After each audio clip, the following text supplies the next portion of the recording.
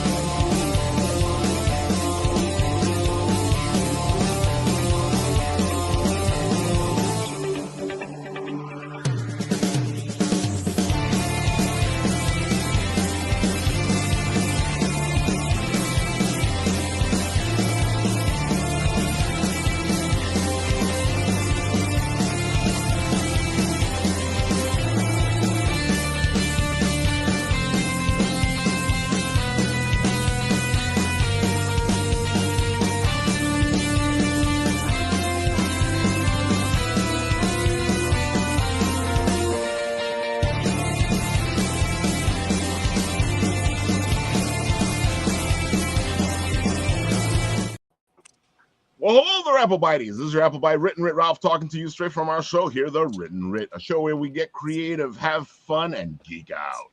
And boy, are we ready for this weekend. Are we ready for this weekend, folks? Because Absolutely. Anime NYC is here. And as you saw by our intro, we have a thing for Anime NYC. The only reason why I came on the show was for the premiere of the new intro. What happened to it?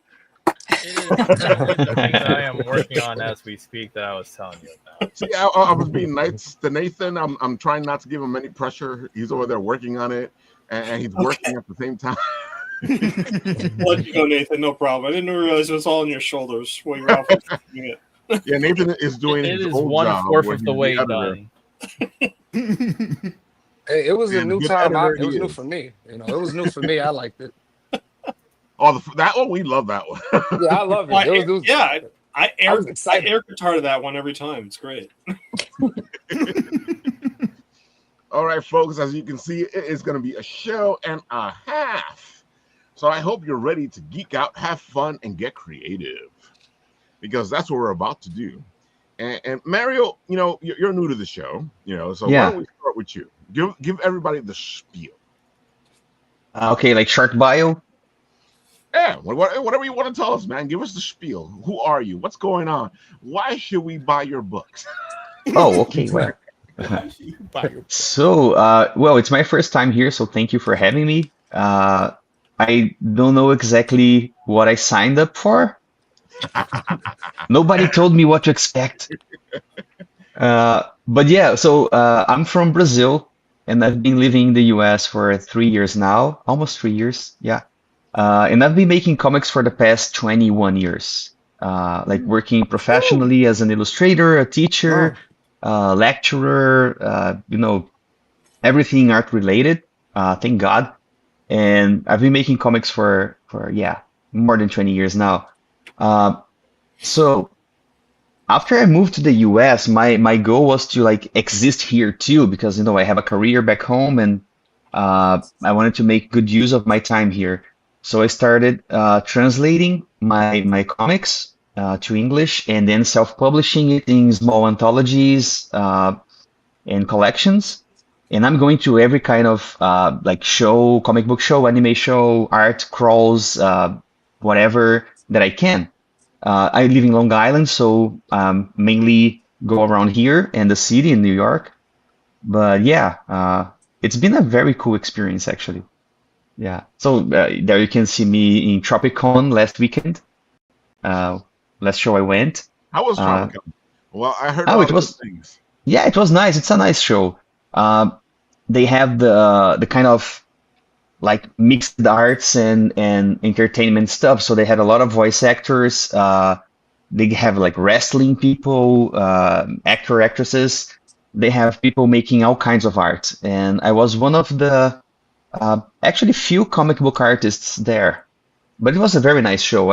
It was actually short story. The first the first show I ever went as a professional in the US was Tropicon in 2023. Nice. So I've been going every year, and it's like my kind of like it has a special place in my heart because it was my first show in the US. It's your home show. Yeah, my home show. Yeah. As for why you should buy my books, because they are good, I hope. Oh, that's Hopefully. good. That's my That made wife. me want to buy it. Buy my books because my wife tells you to. Yeah. So yeah, I mean, I would love to show people here all that I've done in the past 20 years in Brazil. I have so many interesting stories, and I've grew and evolved so much as an artist, as a writer, as an illustrator, as an editor too, because I edit my own stuff, and I also mentor people in their creative projects. And the stories, there you see my three books. It's Vincent in Pieces, Absence, and Teardrop. So all the stories in these books come from the series that I call Pieces, because they are like short stories about moments in real life, real people going through like emotions, relationships, heartbreaks, getting drunk and spilling it out, and coming of age, grief, hope, resilience. So it doesn't have any superheroes, any magical powers, any dragons, or anything like that. It's just like real people, but it's a poetic He view says all on that, real and life. these are really Yeah. beautiful books, folks. Thank you He's so saying all much. this stuff that he's saying right now, but these books are really beautiful. Well, bukes, Yeah. they're bukes. Thank you so much. I really appreciate that. Dude, it's But like yeah, buying art and getting a story. well, yeah. So I mean, sometimes people, and you guys know about it, of course.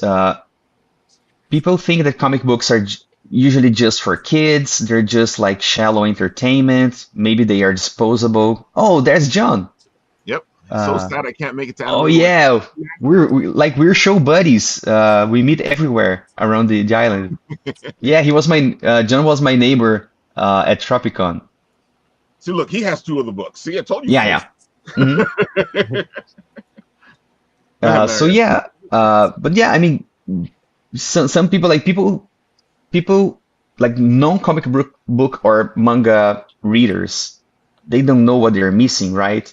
So we have so many interesting stuff, so many interesting stories and styles, and usually people think that it's just superheroes or I don't know, the funny books, and there's so much more to it. So sometimes I talk to people and they read my comic books and I don't know, they kind of get surprised because they thought they would find something else. Like, is this about like ghosts, or is this about like is this fantasy? Are they mutants? Are they like secret agents? No, they're just regular people at the bus stop or at the bar trying to figure life, and dealing with real stuff.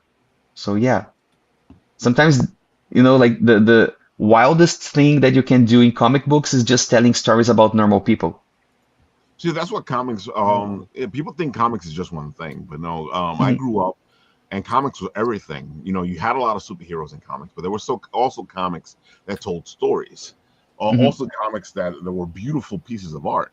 Also comics that really touched the heartstrings. I feel like it's gotten to the point now where people look at comics and go, "Oh, they're just superhero funny books and stuff like Mhm. that." But no, they've always been so much more, and it's always those Yeah. ones like yours that touch at the heartstrings and get you to feel something. Mhm. Yeah, and those were the kinds of comics that like changed my mind and my heart, uh, like so many years ago. And my perspective, like in Brazil especially, we don't have like an industry the same way you guys have here, or they have in Japan or in Europe. But we make a lot of comics nonetheless, but we don't have this kind of industry. So my idea of working with comic books would be drawing for Marvel, DC, like Big Two and things like that. And then I started finding and reading indie comics, graphic novels, like stuff by Will Eisner, Craig Thompson's Blankets was like a milestone for me.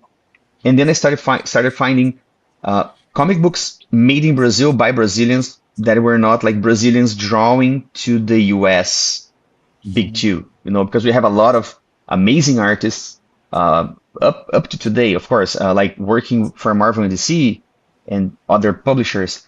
But to find that there is actual really good comics being made in Brazil, and they talk to me in a personal level because they're not just about superheroes. We do have superheroes in Brazil, but it was the emotional stuff that got to me. And then I figured out, well, so I can tell stories about this, about the stuff that I'm living, like the heartbreaks that I'm going through, or the coming of age that my friends are going through.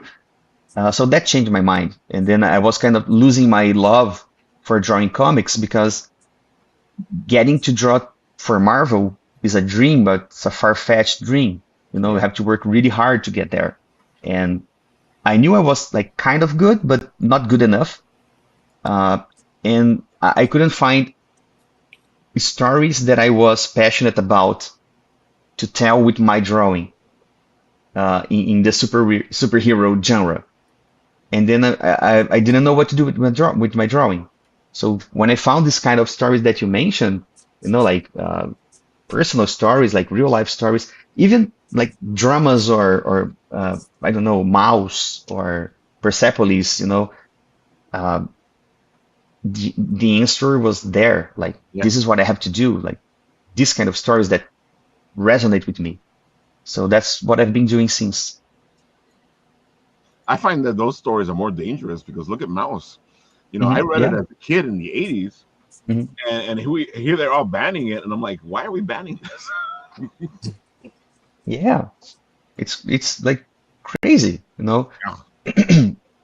But yeah, like that's a testament to the power of this kind of storytelling. It's really powerful, And I mean, I don't want to get too technical or too carried away, but when you see how deep the connection between artists and readers can get, like you don't get that from movies. It's very hard to get that from movies, Right. Or from music. Usually, people are so far away, unless you go to a live concert, and even though like you're just watching. But comic books, like comics need you. We as artists need the reader because the reader like closes the deal. Like I mean, a book's the same way. Okay, if you're gonna read a book, you need to read the book. But comics happen in this kind of beautiful space between the intentions of who's making and the background of who's reading. And like I can do whatever I want with my pages, but the reader dictates the rhythm. And like the reader is gonna make the story happen.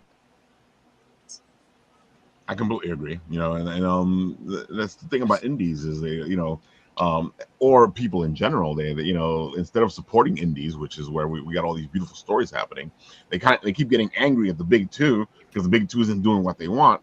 But you tell them that what they want is in the indies, and they're like, Yeah. You're way too modest, Mario, because your work is really. Oh yeah. Man. Thanks. Definitely work for the big two, no problem. But yeah, I just I just finished a graphic novel about Will Eisner, which was excellent, but this totally resonates with what you're talking about, and what Eisner did to the industry was phenomenal. I think people don't really realize how much of an impact he had in terms of he developed the first graphic novel. I mean, that was his invention. It was just incredible, and what you're speaking to about him, it's spot on. You're doing great work. Really well, he was one of the first artists in comics that I felt a connection. I mean, of course, I don't exactly relate to his experience, and a lot of his work is autobio, right? And a lot of my work is autobio. But he was this Jewish man who lived in New York in the 1920s, 30s, and I was this guy in Brazil, like I don't know, 70 years later. But we were going kind of through similar stuff, you know, But, because but like even the your whole aspect about dealing with people in real life, Mhm. Eisner despised superheroes. He turned down Superman when Mhm. Schuster and Siegel came to him for it. He wouldn't publish it, and Yeah. you resonate really well with him on that aspect as well. I mean, he really approached comics from real world life and not like being a superhero. It was really cool. Mhm. You know. Yeah. And then he like went ahead and just revolutionized how you tell a story through a page layout. You know, like doing stuff that nobody had done before, or maybe people had done it, but he took it to the mainstream. You know, and that inspires me until today because I always try to figure out the most interesting way to tell a story with my pages. So usually I don't like the usual like 9-panel grid. You know, I respect it and it works so well. But since my work is more like I don't know, introspective, emotional, sometimes I work with like deep psychological issues. I think the page layouts and the characters acting and the expressiveness of the art, like it brings much more emotion. You know, and when I say emotion, you showed me like ta-da doing the timing was perfect. So yeah, I learned a lot from him, and I keep learning because you know it's a master. He was a master, of course. Yeah, he truly was. I mean, it was incredible how many other masters were under his tutelage at his Yeah. studio. You know, Kirby was there. It's just I can't remember all the names, but at least 5 or 6, famous artists went through him and his hmm company before they became well known. It's just incredible. Yeah, that's really amazing. Yeah, I'm sorry I missed you at Cradle. I would have liked visiting with you. I was hanging around with Ralph, and I follow him wherever he goes, and wherever he goes, I don't know. Yeah, Yeah, that's where well, I saw him like we met later actually. on in the show. Usually I see people in the beginning, but I saw him later on in the show. hmm And Paul had left already. Because of this melting. Yeah. Oh yeah. He was in cosplay, so his whole thing was falling. Everything falls off. I gotta say that teardrop book, which is the one that caught my attention, it's just beautiful. It actually makes you feel the rain. Oh, yeah. Wow, that's really nice of you to say because I really love drawing people in the rain. It's like it's a lot of work, but like doing it digitally, like I figure out a way to do that, and you know it works for me. But there's so much drama, you know, like even if you're telling like a cute story, like a meet cute, but it's under the rain, hmm it gets a lot more dramatic. Oh, definitely. Even if she's telling something stupid and it's in the rain, all of a sudden it gets super dramatic. Oh yeah, like high black and white, high contrast in Oh, the definitely. rain, and Uh-huh. it could be like a silly joke, but it's dramatic. Exactly. It's like Frank Miller and Klaus Johnson. They did it really with the black and white. It's just awesome. Shadow Yeah. Rabbit is like, gotta grab it when we're at the show together. Keep doing your thing. Right on. Yeah, Shadow was at the show. Yeah, he was at the show too. He's the one that does the clay figures. Yeah. Gotta love Shadow Rabbit.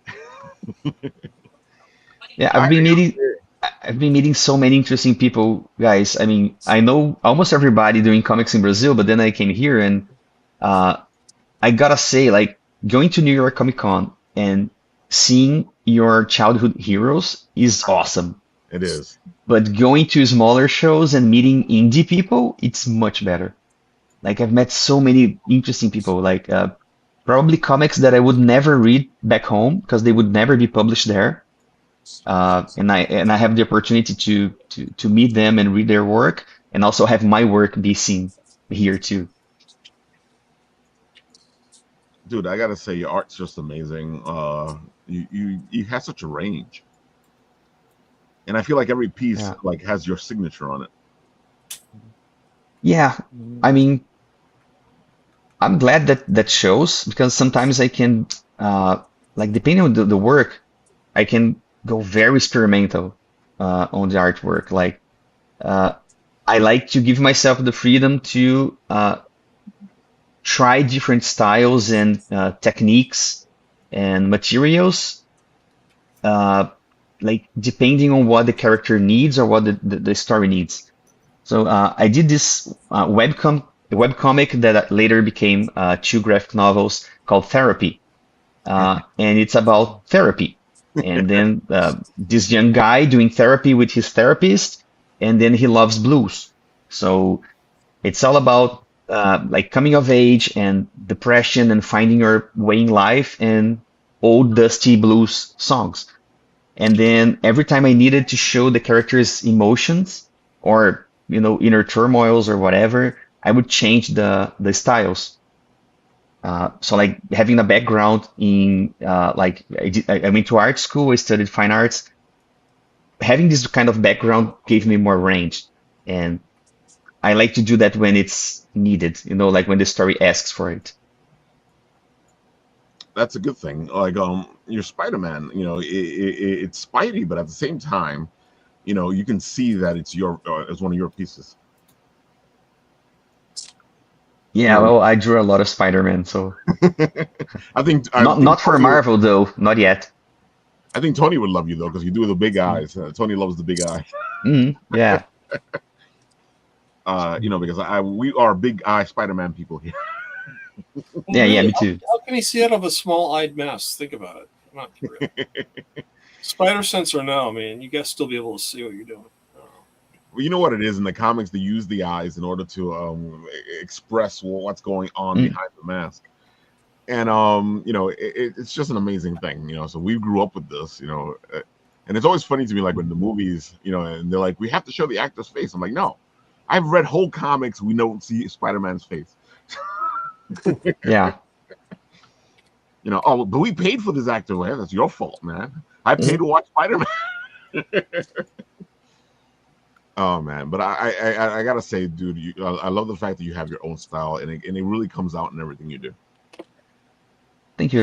I really appreciate that. Thanks so much. Love it, love it, love it. And that's, folks, why you need to go check him out and follow him and see him at a con. You can see people already are trying to go get his stuff when he's somewhere where they can get him to.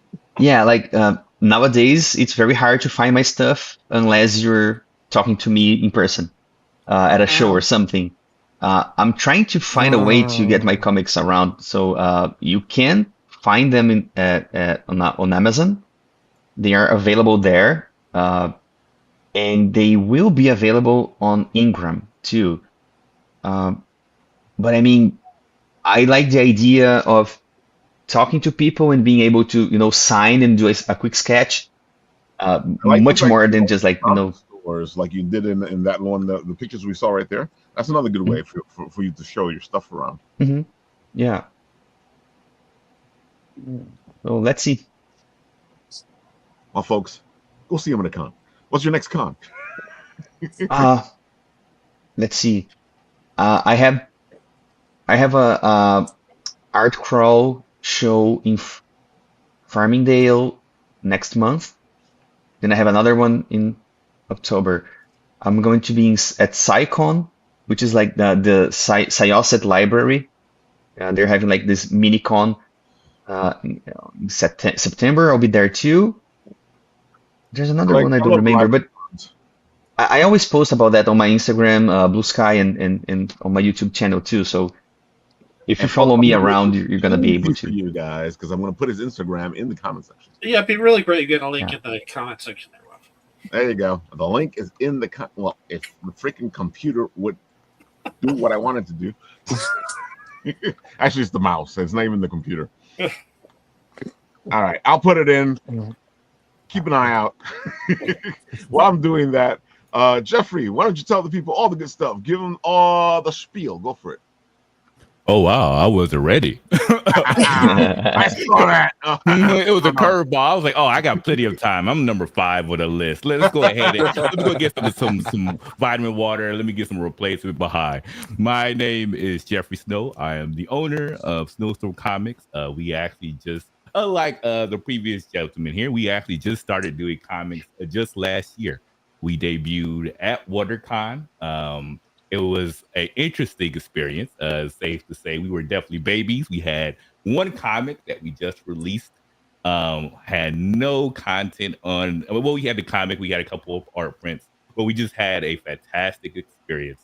And we've been chugging along and developing new content as we progress. We actually came across Visit Apple as we debuted at New York Comic Con in October. Oh yeah, that was fun. Yeah, that was That's fire. That's fire. Oh, thank you, That's thank fire. you. That's fire.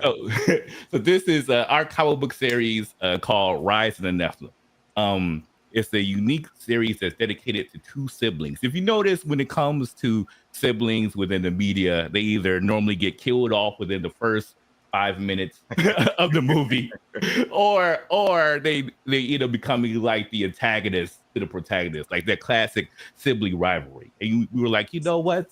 Let's take those tropes and throw it on his head. How about we do a comic book series that's dedicated to 2 siblings as they go through their trials and tribulations together, something akin to like Supernatural.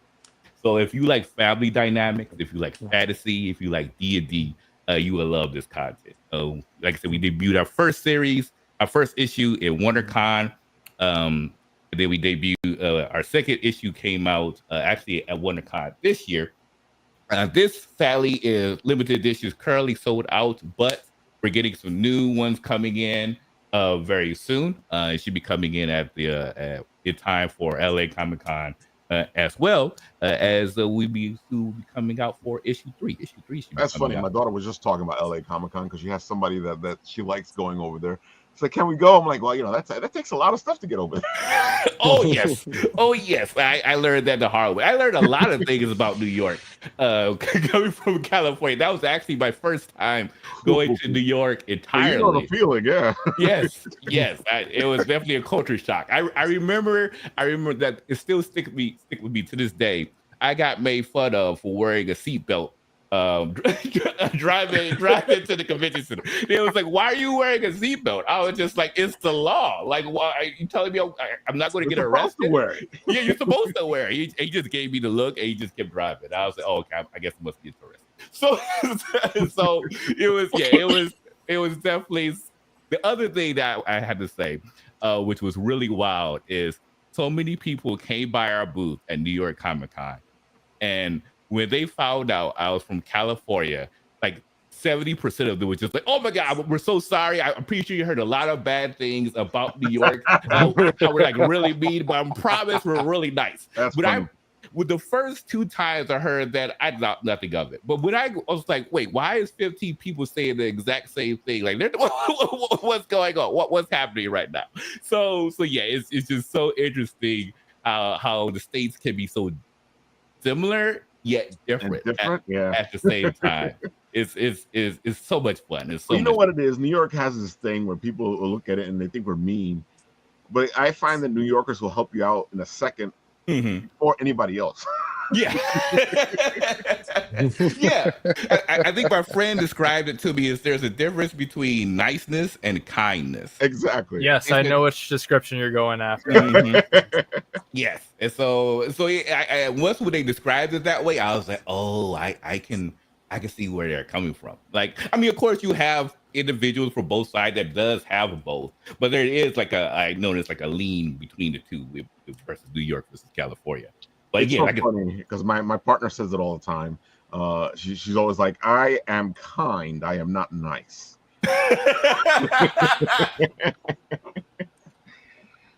Which is so I like interesting. that. I like that a lot.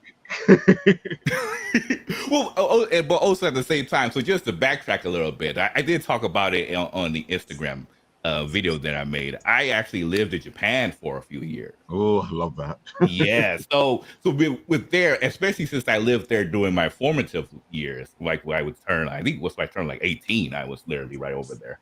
It kind of helped install like their cultural outlook into my viewpoint as well.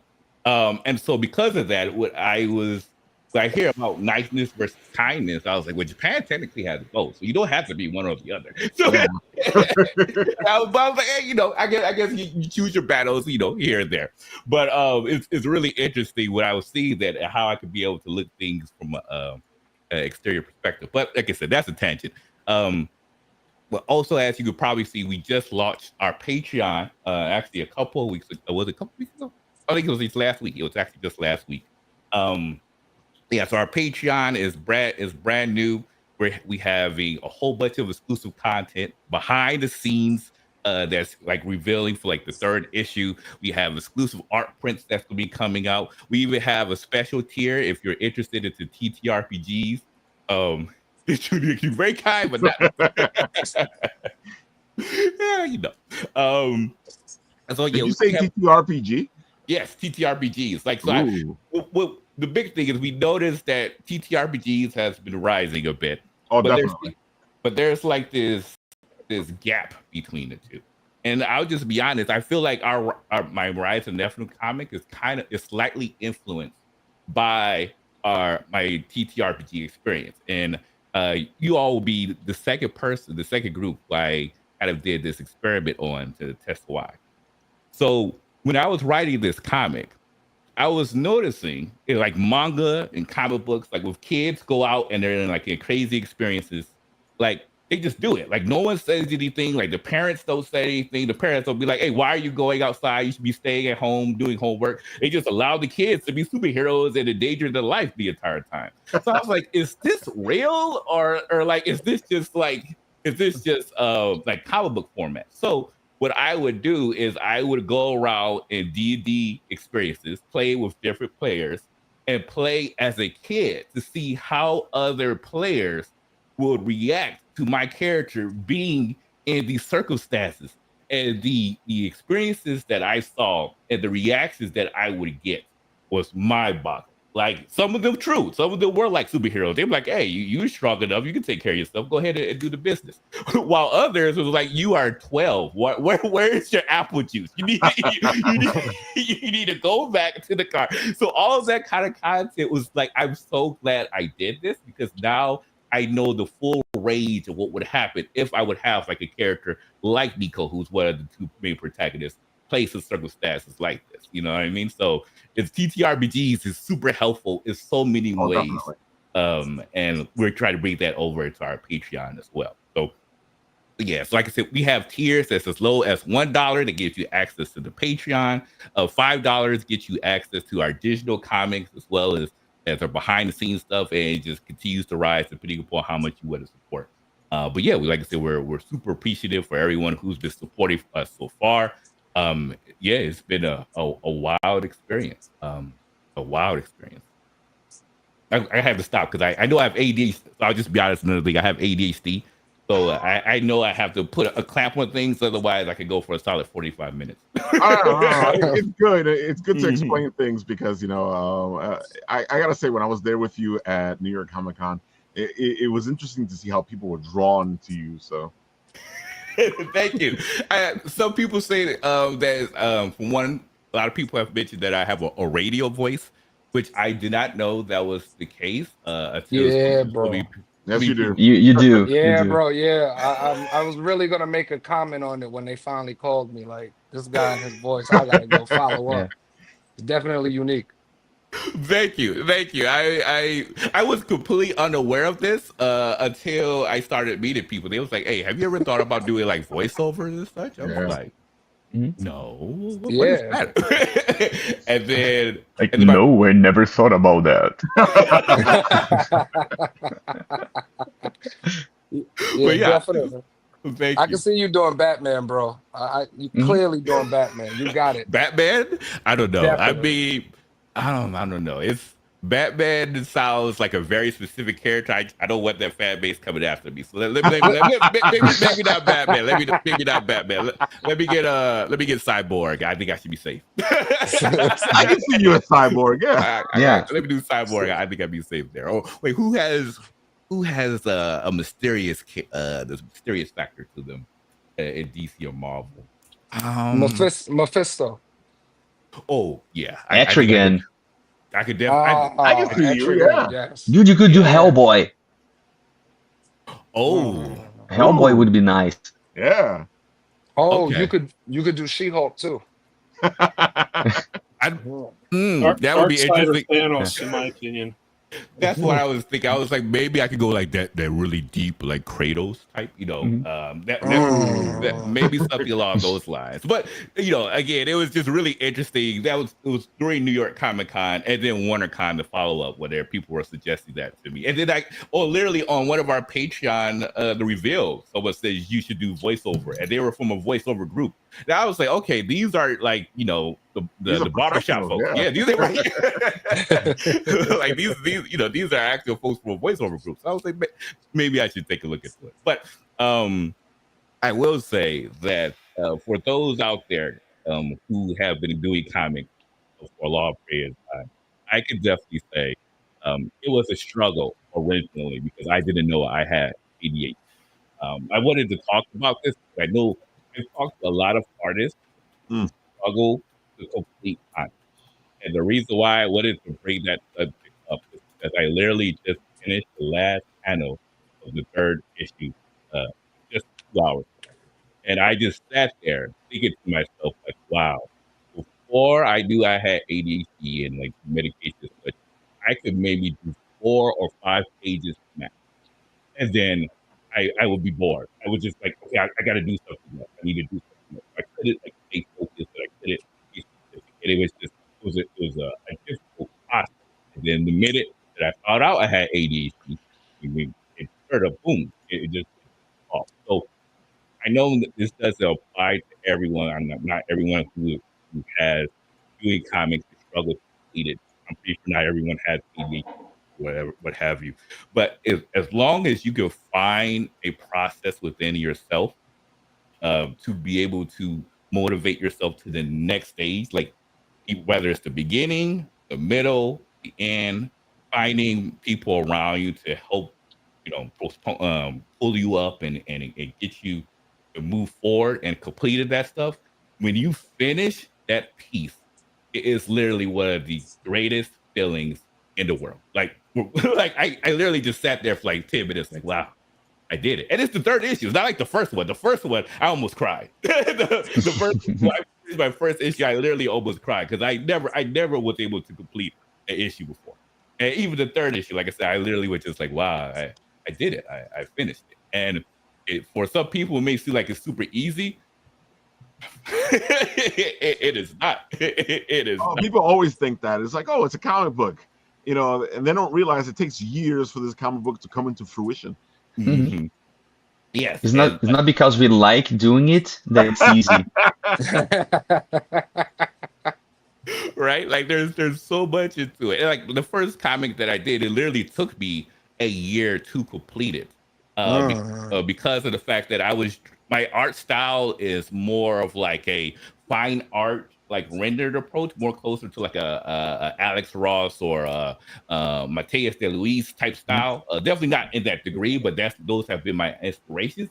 And you don't really see that style really approach that much in comics. So try to put that into a comic book format, placing them in and then using my characters and putting that style. It was a lot of figuring out on the job training, essentially.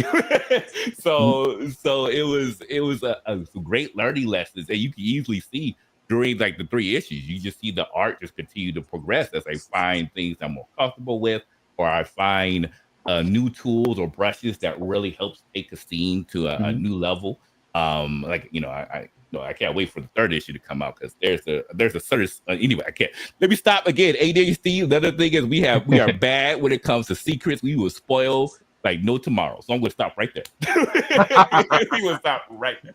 I feel you with the ADHD because I'm right there with you. And I know what you mean. It's a struggle to be everything or anything or whatever you want. Yes. There's a lot of people don't, and some people, like I said, like me, I didn't know I have it. Some people knew it, but then they're trying to figure out ways to counteract it, and it's it's really once when you complete it, I feel like once when the people reach that stage of finishing it, that kind of helps push it forward to be able to like, I want to do this again because I want to have that satisfaction of completing the second issue.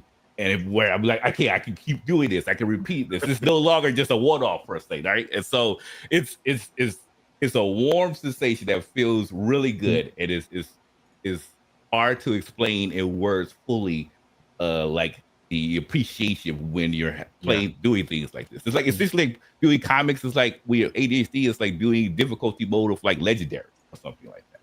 You know, it's hard. It's really hard. But when you finish it, nothing like it. Amazing feeling. And I know what you're saying. That first book, you're like, oh yes.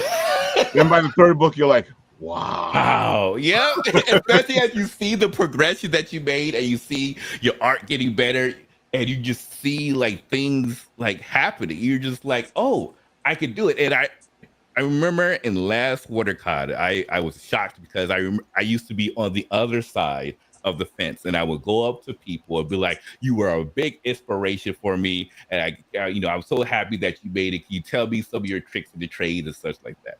And then WonderCon took place, and there was a brother that came up to me, and he was like, "I remember when you used to be in panels asking people for information, and now here you are with a full-blown booth with 2 comics in here, and your limited edition has completely sold out." And he's like, "You are my inspiration." I was like, yeah. That's awesome. It is full circle. Full circle. Yeah. Full circle. So that's why I'm trying to push it forward so other people can get that same feeling, because when you have that inspiration pushed to you, it's so much easier to be able to then move forward and create your own content. Yeah. You know? Jeffrey, do you teach? Like drawing, painting, anything? No. Because I asked because I've been teaching for so long, and some of my students actually became professionals, and we would be like side by side on Comic Cons in Brazil, and I would see these guys and girls and everybody like growing and doing amazing stuff. So it's really cool. Like teaching is a way of relearning over and over again. So it's really good. Like to you're always evolving, and you're helping people to achieve what they dream too. That makes sense. But yours kind of makes sense because you've been in the field for 25 years. I feel like after I got like a nice, because again, I'm only year one. I'm literally year one, DC year one. So I mean, I still have a lot of things to like learn and grasp, especially regarding the business side, because that's one thing they don't tell you. As an artist, it's like, I want to draw my own comics. I want to have that creative control. They was like, okay, you got to learn about copyright laws. You got to worry about taxes, especially in California. Never mind. Let me stop there. That's true. We got some strict rules here. So there's a lot of stuff.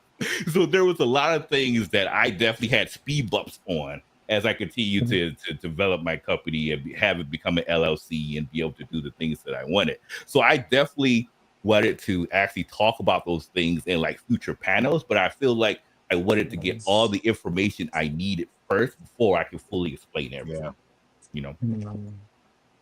So totally agree. And that's where you want to be. That's where you want to, and I like the fact that you guys aren't just like sitting there going, I got here, that's it, it's over. No, you're like, no, guys, let's get up here, all of us together.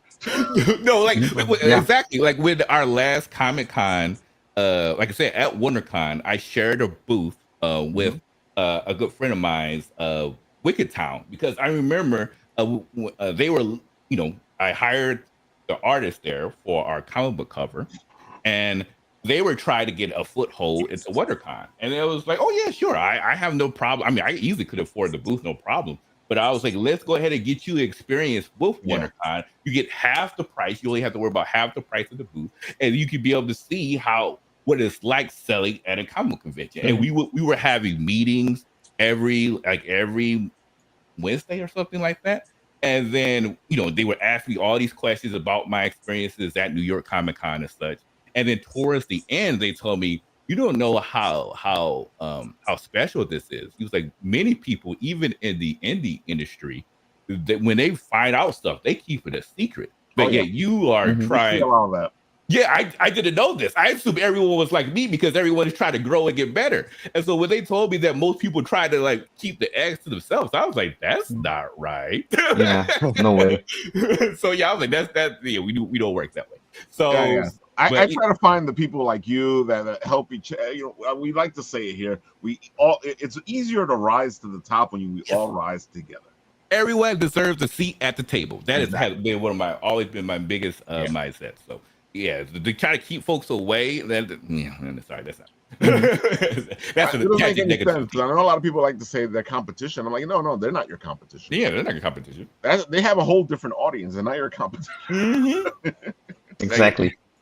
Doesn't make sense. Doesn't make sense. So yeah, I agree. I like to find people who also have the same viewpoint of just like trying to help lift it and get everyone together. Because when we all can eat, we all do better in our lives, you know. So yeah, so I know we don't have too much time. So I will, again, ADHD will stop right there. But yeah, if anyone has any questions, I'm not sure, and I have more willing to answer. But you know, Of course, we'll come back to you in a second. Of course, Chris, since you're our last new person, and I met you at Bronx Anime, which is a fantastic convention, folks. If you guys get a chance to go next year, check out Bronx Anime. It is fantastic. Yes. And Chris was there doing his thing. But Chris, you tell the people all about you. Go for it. Oh, hello everybody. I'm Chris. You know, I'm trying to work on my deep voice too. How's everybody doing, man? My name is Chris. I'm from Chris at the Con, man. I started this basically about like 2, 3 years ago, going to my first con, New York Comic Con. And as you can tell, the top one right there to the left is the one that started me on my journey, Barbie Chula NYC. I was deathly afraid of clowns until she snuck up behind me and I let out one of the loudest little screeches, like, because Oh, it that's really Barbie, wasn't all right. cool. Yeah, Oh it really yeah. wasn't cool. Like, I was really embarrassed because I had this real cool composition, and I turned around and just let that out. So I had to take a picture. Yeah. So, and then from then on, I just started going to the cons and meeting with people.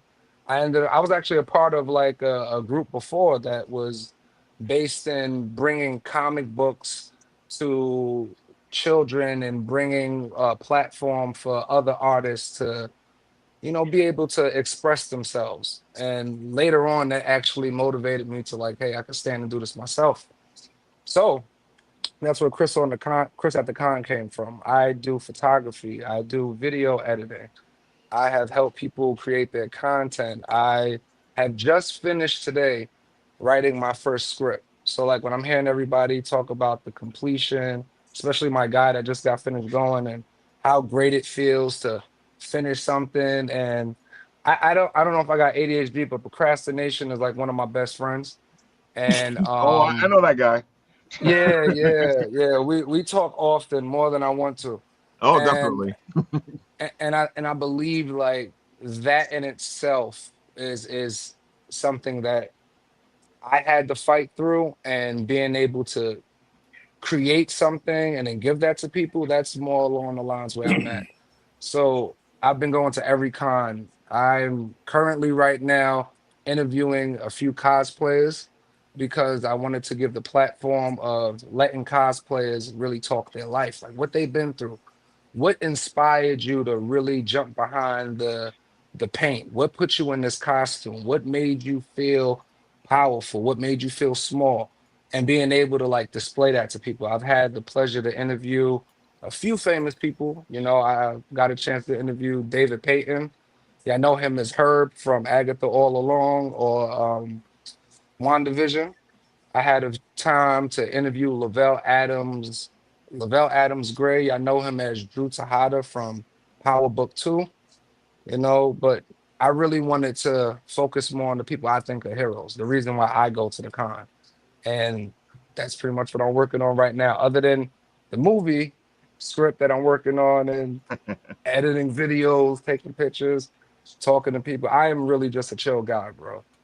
Like I just love everything that has to do with the con. I think, to be honest, the most important thing that stuck out to me is that when the rest of New York and the world is in disarray and people are just uneven, people have their own feelings.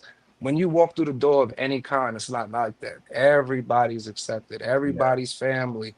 everything is love. Like it's one of the most beautiful things to experience, and then go back to living in New York and taking the train. It's amazing. So that's pretty much where I'm at. I'm not gonna take up too much time and go in, but you have questions, conversation, comments, let me know. I gotta say, I do love how you do your thing. We're looking at your videos here from Bronx Anime, and you kind of you get to you really do show off the cosplayers. Yeah, I wanted, you know what it is? When you spend that much time putting that much effort into your costume and then you walk out, I wanted my videos to almost let you feel like that hero that you was. So like, even that guy, the ghostwriter that just went, he actually had like a little head malfunction, but I cut that out for him. Wanted to make sure he still looked great through. I'm So happy you do that because some people just leave stuff in there. all right. So Brooklyn Comic Con, all right, and I could tell the story because I didn't put the video up. I saw this dude Namor. He was like 6'3", Whoa. dreads, dude. Like, and he had the full thing. His name is Window Cosplay, and I took the video and he was spinning the Namor trident, and I don't know what happened. He got too excited, flipped out his hand, almost took me out, took him out. Whoa. He he, he looked at me. He was like, "That's not gonna go up, right?" I said, "Nah, I ain't gonna do that to you. I ain't gonna do that to you. But I will keep it and laugh at it in my own personal stuff, you know." Yeah. But I can't give everything to y'all. But most of the videos and stuff that I've actually been doing because I just started back on Instagram is because I went to TikTok. TikTok for me was like immediate, where people would like jump in, talk to you, like let your video go viral. Two of my videos is that like one of them right now is at 2.3 million views. Oof. And the next one that just started climbing today, yo, that just got me to my 1,000 views on TikTok. So thank you to everybody. I mean 1,000 followers on TikTok. My second video is right now at 300K Nice. views. So like I just try to capture people and make them look like the star that they are, and do my best to like put my little thing on it. Yeah, I've been told that TikTok is a lot more friendly in terms of algorithm freedom. Like you Oh, don't have definitely. to Yes. like I was told, like Instagram is essentially like pay to win, where you have to like pay for advertisements essentially to kind of get your stuff really out there. While TikTok Yeah. seems to have a better chance of getting your stuff seen. So it sounds like you're agreeing with that concept, or what? Oh, I'm absolutely agreeing with that concept. Because the thing is, like, I wasn't even on TikTok until like after the whole big thing happened. I didn't really understand it. I was strictly like what is X now, so X and Instagram. But I jumped on because my son got big. He got big, and he's like 12 years old. He's 12 years old, and he started doing videos of his Roblox character dancing and a bunch of distortion. And I'm looking at thousands and thousands of views, and I don't understand it. But he has like a whole bunch of following. He's like, "Dad, you need to get on here." So I have to, send a shout out to my 12-year-old son that got me on there and got me my views. So thank you, son. And yeah, I but gotta yeah, say, you could have been all like, I did it myself, but I like the fact that you gave your son the credit.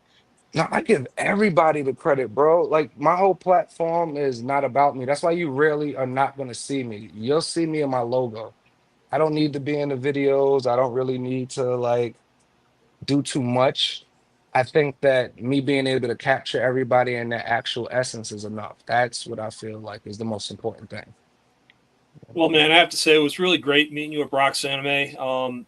You were just so easy to speak to. I think this really makes it important for especially a cosplayer to really come out and just start to perform and not worry about being filmed. Because man, you make it really easy to just stand there and just do your thing. It's awesome.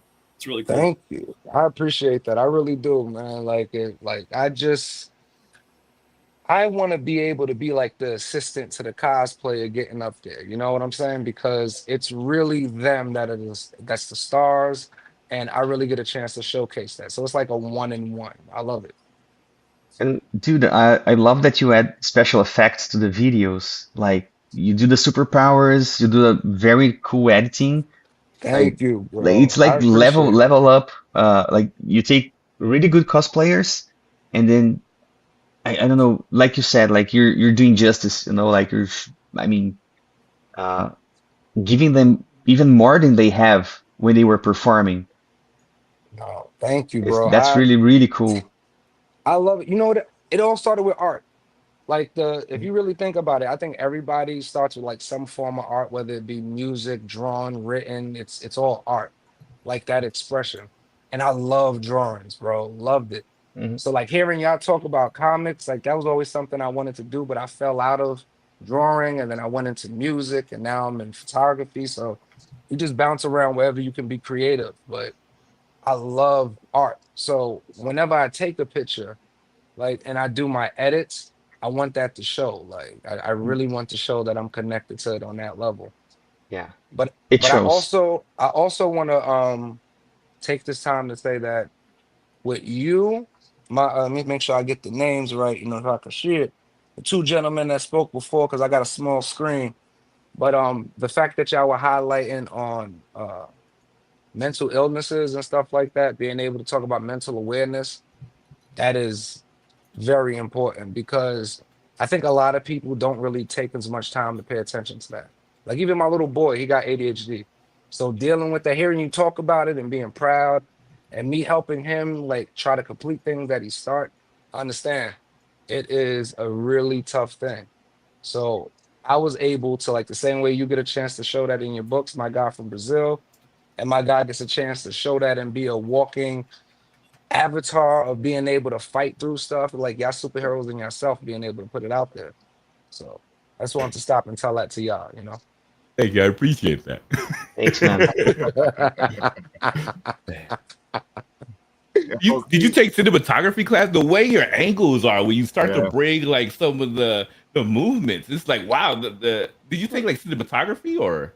I would love to listen, because y'all have a lot of accolades, right? And I would love to sit here and start dropping them, but I'm not gonna lie to you. No, I I like how you go, no. Yeah, it's a no, gift. yeah, no, and not even like I said, I love art. There's so many different ways to look at stuff, and I think art teaches you that. Before you get a chance to draw anything, you always look at things like straightforward, like it's just this. But art is the one that actually shows the angles to be able to add the drama Yeah. behind it. Like my guy was talking about the rain. Mm-hmm. Anything is devastating in the rain. Finding out you got a baby and Yeah. dropping rain on it makes it devastating. It looks crazy. So just being able to express that is like, that's what I do. I take angles that make me feel like I'm watching a movie, because I love movies, bro. Like when I Yeah. watch movies and shows, everybody be watching like, yo, look at this character. I'd be like, so why did he move like that? Yeah. That's why I'm like, yo, why did they show this? Like that's, so I watch everything differently. And I think like that allows me, that when I pick up the camera, I jump into that. Like, how can I display this in a movie? How can I make you care about it more than the fact that I took the Yeah. picture? Dude, And you have vision. That's Yes. amazing. Mm-hmm. thank you. And also like something that I don't know, I used to tell my students that one of my mantras as an artist is like, if they can do that, I can do that. Like, I Mm, mean, I see I- somebody doing like pages without panels. I could do that, you know.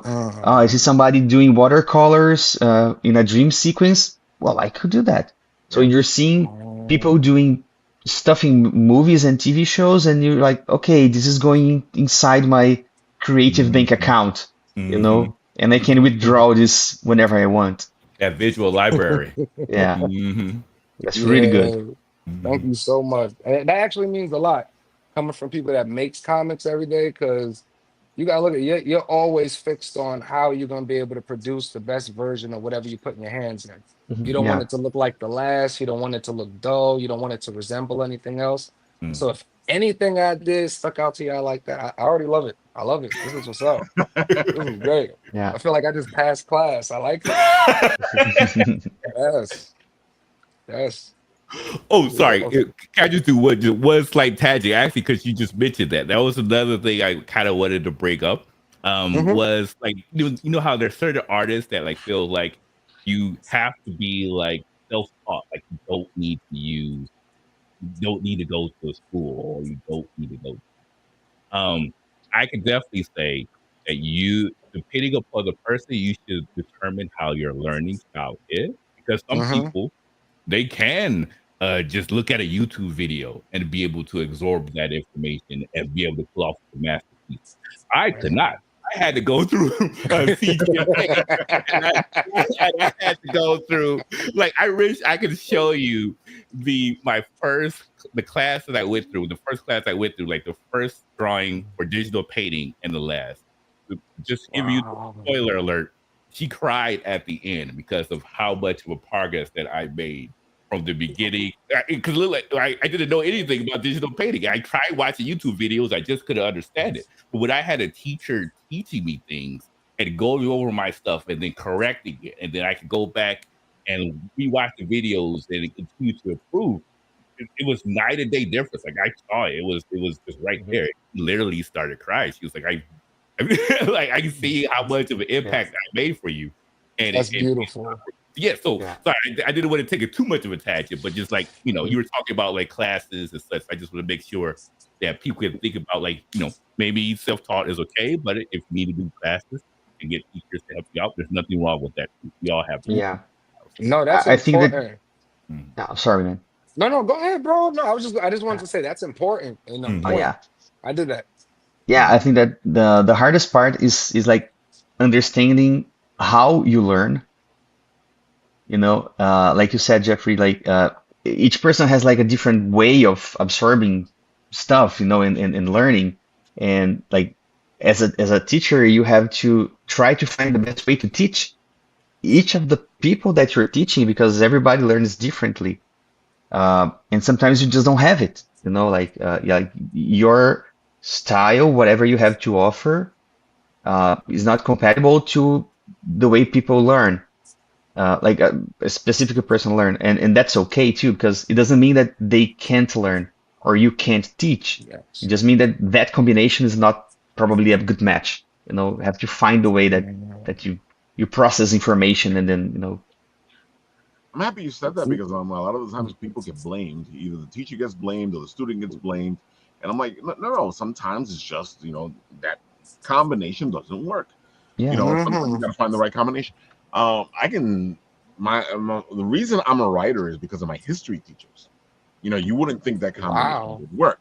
My history teachers would explain history in a way where they were telling me these stories that were amazing, and that is what got me into storytelling. With the fact that they were able to tell history as a story and keep me interested, because before that, it wasn't like that. And in all fairness, my English teacher was the one that told me that I would never be a writer. So, congratulations to her. She's really Well, smart look at us now. Wait, quick question though. What part of history got to you? Because I loved certain parts of history too. Which one? Was there anything in specific for you that really showed me locked the it? story of life. It showed me that everything has a story. It showed me that every person has a story. My biggest depression ever was because I went to see Titanic, and I had a huge realization while watching Titanic that these people's story was cut short. And I went into a deep depression because of that, because it was such a realization of these people died and their stories were cut short. And we all have stories, we all have lives, we all have things we go through, and it's always a story. And I feel like they were able to show me that it's all story. It's just how you tell the story. True. I give it to you that you watched Titanic and that's what you got from it, because that's not what I got from it, brother. I'm sorry. I got the fact that an entire boat of people died because a woman was doing something she wasn't supposed to in the car. And then after that happened, then after that happened, no offense, I'm not shaming. I'm just saying after that happened, that said woman, we won't say names, did not share the door. That's all I got from that movie, bro. I'm sorry. It's funny because recently, I think there's a video of the director actually wants to test out the theory to see if it was possible for both of them to be on the door. So go check it out, folks, because they do the video. I didn't get a chance to see it, but I ran into it. So go find out. Chris, I think you gotta watch it again, man. I'm sorry, I think you missed a little bit there. So it's okay. Like, spoiler I alert. do an iceberg just to let you know. So it's. Oh my God. Stephanie, it is your turn. Go for it. For the record, when I saw Titanic years ago, it was all about Leonardo DiCaprio. That makes sense. That was the thing back then for me. Makes total sense, actually. Where do Oh I man. start? So, I do cosplay photography, and I've been doing this since 2019. But it wasn't until after Wow. lockdown lifted up that I just went full in, and here I am right now enjoying it. So, and I'm going to be at Anime NYC this weekend for all 4 days. Yeah, I'm gonna see you Woo! there. Yep. You're gonna just see a blur of me. It's already hard enough to find her at a regular con. And I know it's already super difficult to find her at Anime or New York Comic Con. We're going to try it, but we'll see what happens. We'll see what happens. That it's gonna happen one of these days. Exactly. I've gotten lucky for the past couple of cons because we actually see each other like in the beginning of the con. Yeah. The last one that we were at was Anitomo, and that was Oh, yeah. back in at Japan Village in Brooklyn. So if you haven't visited Japan Village, definitely take the time to visit over there. It's a really beautiful area. Just Mhm. sit. There's a manga shop, Oh, book yeah. off, Japanese Beautiful. food, just like everybody's dream. Awesome. Speaking of it, right now you can see a couple of shots here. Yeah. Yeah, that's fire. You're the photographer of Yeah, behind you? that's Oh, wow. Okay. wow. Yeah. Wow. I'm happy I went before you. Both of y'all are good. Both of y'all are good, but y'all got skills. Y'all got skills. Thank you. Yeah. So, and I went to actually school for photography too, because Awesome. yeah, I got really into it when I was in high school. I took a couple of elective classes and just got hooked onto it right then and there. Oh, well, that was a good choice because these are Definitely amazing. was, yeah. Thank you. Dude, she does a great job of showcasing the person and showcasing the event, which is really difficult to do when you're able to do Yes. both. Yes. Like you know what? I'm glad you pointed that out. I always have to find or try to find like a blank wall because I don't ever get a chance to grab everything in its entirety the way you're doing. This looks amazing. Thank you. Yeah. So for me, the way my tactic is that if I find something interesting, I will chase you down and ask you for a photo. I've seen her do it. I think a couple of folks on here could attest to that I have done it. Oh, definitely. You even got the professor. Yes. I think I got that professor twice actually. Exactly. But yeah, but it's something that I enjoy. I enjoy meeting folks, and similar to what you've experienced, people tell me like how they got into cosplay, what inspired them, what does people that they have met, friendships, everything about it. So it's fascinating for me to hear all that. Yeah, that's amazing. Nah, Yeah. it's beautiful. These pictures are fire. Thank you. Dude, I try like I I go try ahead. to, also capture the essence of everybody that attends to the con.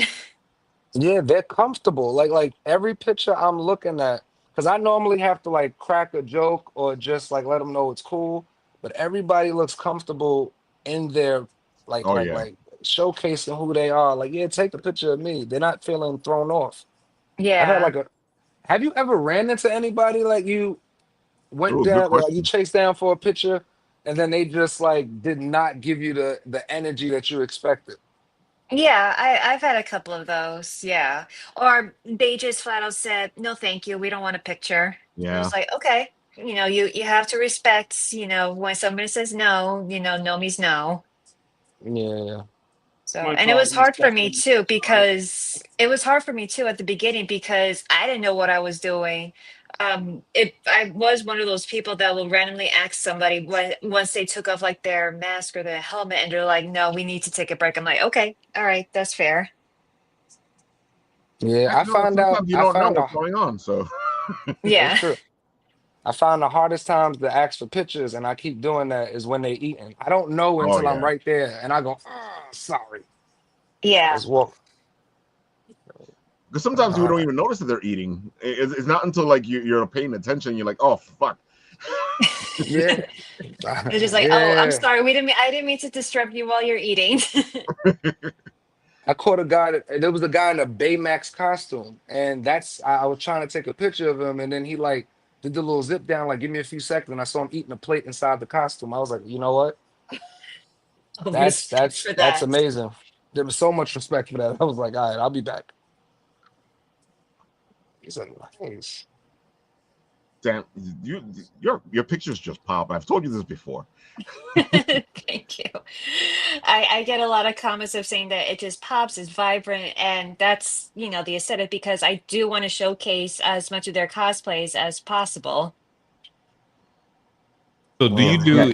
do you do any directing for them when they're doing these poses, or She are does. these? Oh, she doesn't. They're all on their own. Like sometimes that I will tell them, especially if they get a little nervous, just try Yeah. to stay in character. Or if I Mhm. know a character well enough, then I will show them a pose and they'll just copy me. So, and it worked out totally fine. Gotcha. Yeah, I was just kind of curious because everyone, as he was saying, everyone just seems to be so in their element. And I Oh, was like, definitely. because all of these people, yeah. they know exactly what to do. Mhm. If I dress up as Miles Morales, I'd just be like, "Eek." I wouldn't really know what to do, like dress up. So, okay, but that And makes then more sense. Sometimes you to do be run that fair, kind of I stuff. could see Miles Morales, doing that, just like, Oh, yeah. that is in Actually, you're character right. for Yeah. him. That is true. That is true. Miles would be kind of like I don't know what I'm doing. Yeah, exactly. I don't know. Okay, well, I guess that is a character. Okay, never mind. Okay, that's a bad example. But yeah, like everyone just feels like again, like they're so in character. They know exactly what move to do with what to Mhm. dress up as. And so I was like, does all these people know exactly what to do? But you said that sometimes you do have to direct them to do a certain pose if they're not comfortable or something like that, right?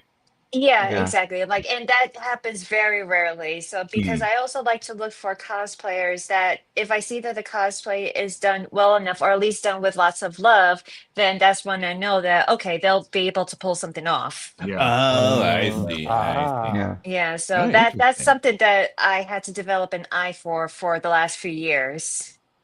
Well, I know exactly what you're talking about because when I'm in the conventions, I can look around and go, I can talk to this person, I can interview this person, or I'll look at them and going, do you want me to take a video of your booth and put some music to it? Because I've gotten to this point now where I know who wants to talk to me, who doesn't want to talk to me, who I might be able to convince to talk to me. Right. Mhm. So I get you. Sorry, I'm sorry. I maybe misunderstood. What do you mean? Like some people they don't want to like at the booth they don't want to talk to you? Yeah. Yeah. Wow. It sounds weird because you're at a Yeah. convention And you're and behind the booth. You're yeah. wait what? Sorry, Oh, that's But wow. my brain but you just know went. what?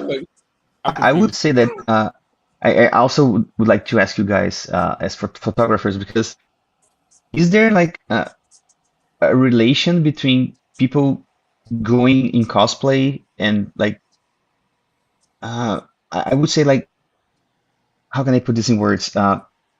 If they are in cosplay at the show, they're probably gonna be photographed, right? Like, and sometimes they like I find it. I don't know. My mind's confused now, but I think it's weird when I would think that's weird when somebody goes through all this like trouble to make the costume Mhm. and then go to a show and then not perform or want to be registered, You say want to this. be taken pictures of, but at Oh, the You same say time, this, Mario. You say this, and I yeah, know exactly what you're saying.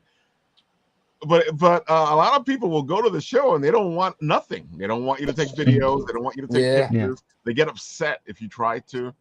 Yeah, because Sometimes they that even get upset if you ask them.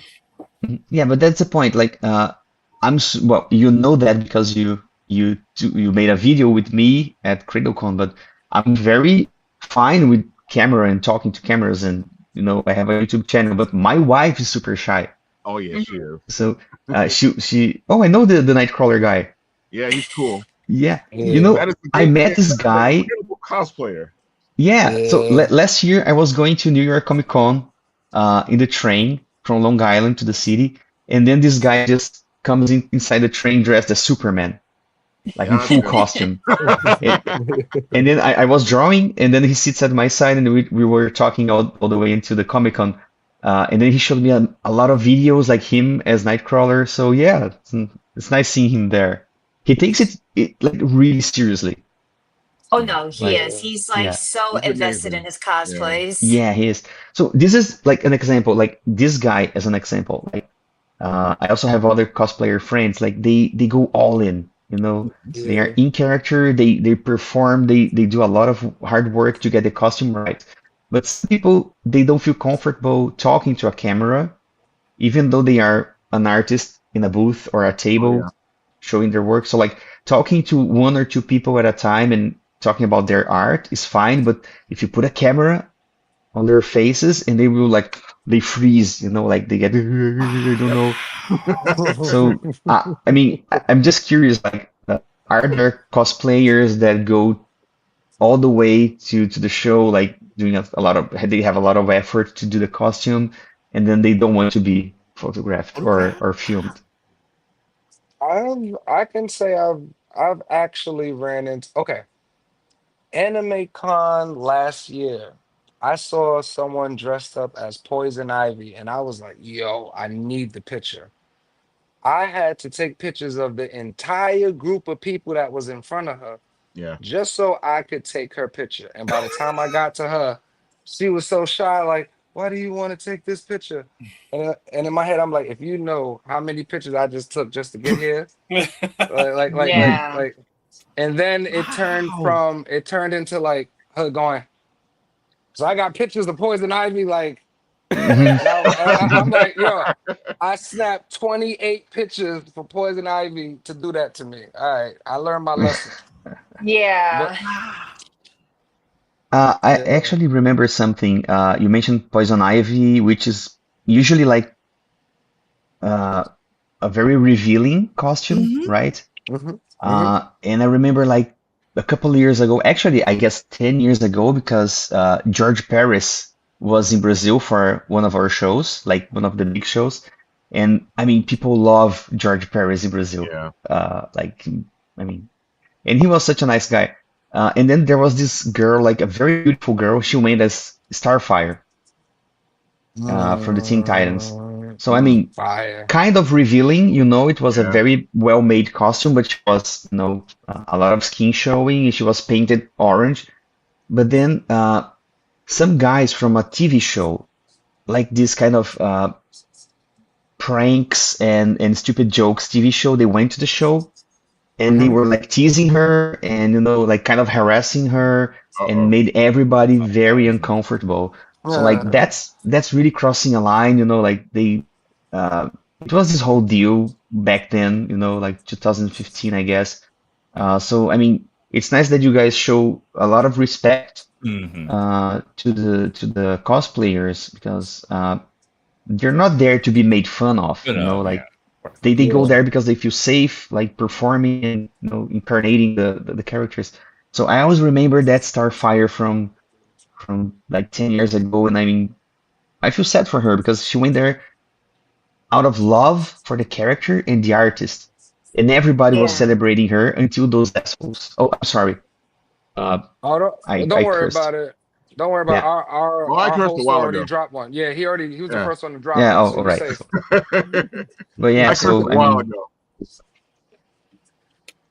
Stephanie, did you say you had experience like that too, right? Did you not that Yeah. specifically, but like you tried to get someone who was like fully decked out and they were shy. You say you ran into that as well? Yeah, so I've had a few cosplayers that I thought that their cosplay was great and they just didn't want to take the photo. And that's something that I respect because a lot of them they just wanted to be there just to hang out with friends and just to dress up or just to experience, what cosplaying really Oh, is.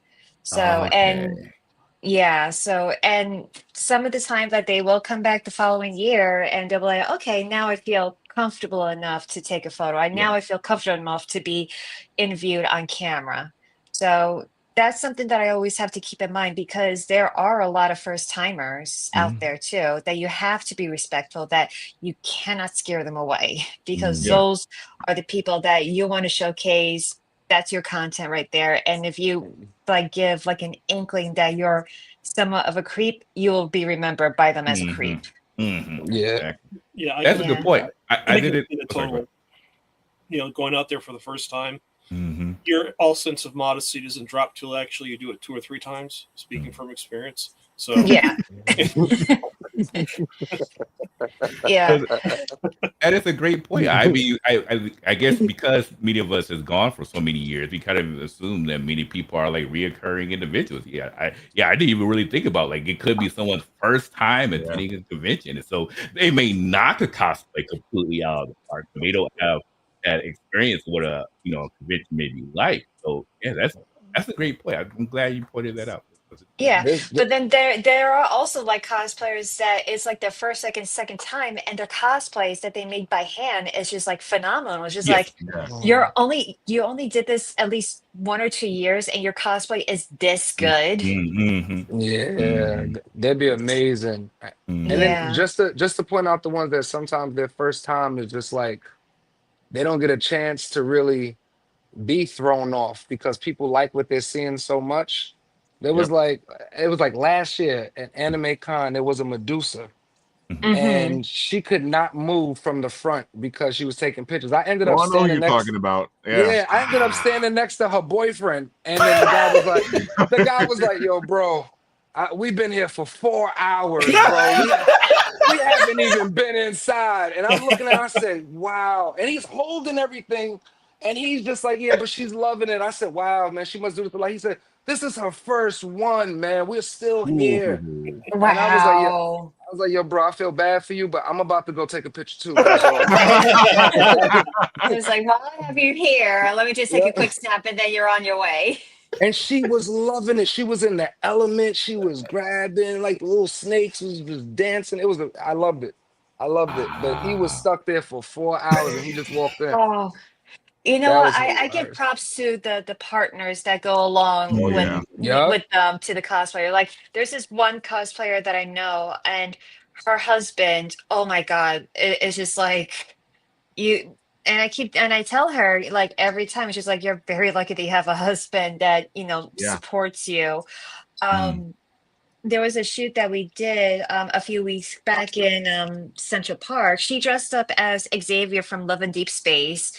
If you guys don't know what Love and Deep Space is a mobile game that is a romance, so it's very female um, audience based. So if Mm. you Oh, decide okay. to, yeah, so if you decide to want to check it out, you'll know why. So anyway, so one of the characters that they had like a big cape, and her husband, oh, God bless him, that he, was holding all of our stuff, plus also helping, move the case so that way it could flow too. Wow. Oh, love So that I was Wow. just guy. like, that's Mm-hmm. love and dedication right there. Mm-hmm. So, and I keep telling him too, it's like, I need to get you a bottle of sake for helping me out with this. You need to get paid, bro. You need to get paid. I'll pay him with liquor. I Sake is feel like nice. that's a good payment. Yeah, a fair payment. But Mm, he's more than happy because he likes seeing his wife happy. So it's just like that. mm, That's something that, yeah, I guess that you don't hear that many people, talk about. mhm. So Yeah. it's just like the love and dedication. And with the boyfriend, I mean, I'm pretty sure the boyfriend had a lot of loving after the con from the girlfriend. Yeah. You know what? I hope so, bro. I hope so. 4 hours, yeah. I love it. That's love. I That's hear, that's I hear that love. the con and the costumes is a turn on for some people. So, Wow. oh man, folks, that's why And you I need to could find go on Stephanie for tomorrow. hours. Sorry. I was gonna say that you need to find Stephanie tomorrow or this weekend, especially if you're in cosplay. Mhm. Yeah.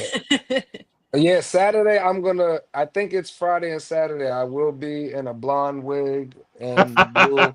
So like that in itself is gonna be very different. So definitely catch me. I don't normally get pictures of me in ridiculousness, but this will be something I have no choice but to do. That means I'm gonna Yeah. tape you and put you on video.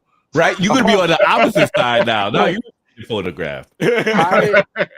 I can't wait to perform then. All right. I can't wait. Yeah. It's gonna No, be We're gonna do awesome. Stephanie. hopefully I'll be able to run into you to take a few Oh pictures, and yeah. then you're probably gonna see your picture on the same night that I took Yeah, them. I was looking at your pictures and I was like, hold up. Some pictures. She was in the same place I Yeah, was. you Yeah, guys so now were. I get it. I get it. I see it. You make moves. Okay, cool. I hope we do run into each other. That'd be awesome. I'll get As some I was going pictures. through the pictures, I'm like, look, these guys have been in the same event at the same time. Mhm. Wow. Small Wait, world. Small wait, but world. Steph, there's one question I did want to ask before. I don't know if we switching again, but I saw Sure. that you had up prices for your pictures. Now, me, when I started doing this, like I always told myself, like eventually I get to the point where, like, what gave you that confidence, or what got you to the point where you was like, you know what, I'm gonna Good charge for question. my stuff? As a person who hasn't had it done it yet, this is my learning experience. Lots of people telling me that my pictures are amazing and that I should charge. So for New York Comic Con, I actually upped my prices because I had so many people telling me, including one of my connections at Japan Society, because I do work for them also, that Uh-huh. they saw my photos and it's like, you need to charge more. So Chris, your pictures are amazing. You should charge. Yeah. Yeah, thank you thank you. so And much. yeah, and to be fair, like I was hesitant because I know that, not a lot of people, can afford a lot of these prices, because Yeah. sometimes photographers that they'll charge maybe like 200, 300, but if they like your work enough, then they will pay the money for it. So, Yeah. and that's something that I had a lot of reassurance from my cosplayer Oh, friends. It's just like, okay, like I could charge, and unfortunately, you will lose a few of them, but that just shows to know like how much you value your work as well. So it is Mm. important to you know build on your craft, but also reward yourself at the same time too, because you also have to think about your gear, your upkeep, yeah. Adobe Lightroom, Photoshop plans that you have to pay every month. Things are getting a lot more expensive, and believe me when I say this, Yes. and a few other cosplay photographers, that we want to do this work for free, but because that money has been so tight for everybody of us, and it's understandable, not everybody can, we do have to look out for ourselves, Yeah. so that way we can continue our art. In all Thank you so fairness, Steph, much. you do a lot of work. You take a lot of pictures for a lot of people, Yes. and you don't charge. So Yeah, well, when you see posts like this for like photo session, those are when I like, okay, this is when you guys have to pay. yeah, because Mhm. you're actually dedicating time to that person. You're going out of your way, so we get it. Yeah. So, and everybody has been so understanding, everybody has been so respectful, and I can't say anything more, uplifting, other than, it's been a fun experience, taking photos of anybody that is willing to do a private photo session with me. And Mm. you're doing private photo sessions at Anime NYC as well, right? Yeah, and surprisingly, I was sold out for all the 3 full days. Thursday Whoa. was the only day that I wasn't sold Mm. out, and that was a struggle to sell out. So, yeah. Well, that's because a lot of the cosplayers don't like going Thursday. They don't like You, going the you have first some that days. go, but there's a lot of them. I'm not going Thursday and show off my cosplay. It's Wow, like, San Diego Comic Con is the same way. So Thursday is just the no cosplay day. Like I don't. So what I'm hearing is if you need someone to fill in your spot, you would like a Bit and Apple member to fill in that empty Thursday spot. I wouldn't mind it. I wouldn't mind it at all. I mean, I if have you a guys want feeling to come in that Nat and Shen are gonna go looking for you. yeah, for sure. Oh man, nah. folks, she does amazing work. You guys should get a photo session with her. Your cosplay already looks fantastic, and Stephanie makes you look even better. I make you Facts. pop out even more. There you go. Oh my God. So Mr. Nathan, speaking of, you jumped in there. How's it going? How's the progress? We are 50%. So folks, it looks like you're gonna have to wait to see the premiere of our new theme song and video, which Nathan's been working on very hard, very diligent. So Good job, Nathan. I could show you some of it. Oh sure, let's see some of it. Give me a second. Let me.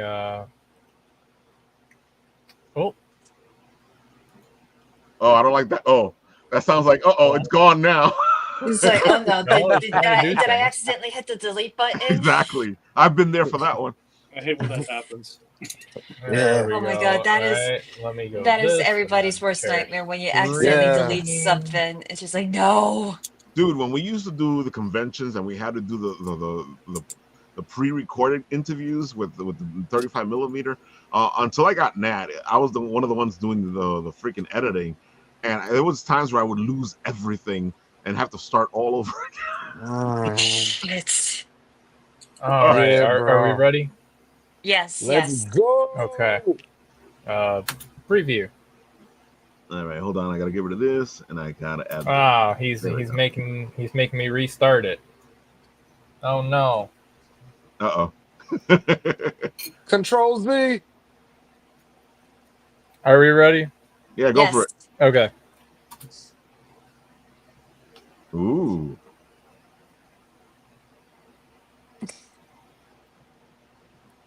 Oh, wait till you guys hear the music. This is going perfectly for Oh, it. you guys can't hear the music? That's Nope. crazy. No.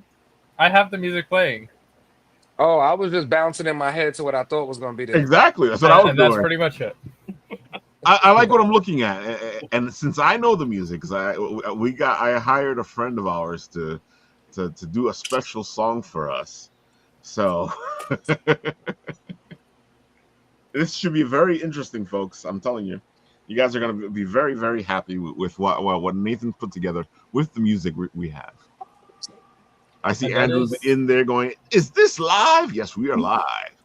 Andrew's a great friend. Of course, you guys looking for a good map, Andrew is the man to talk to. Or if you're looking for somebody to help you make your role-playing game, Andrew's the guy to talk to.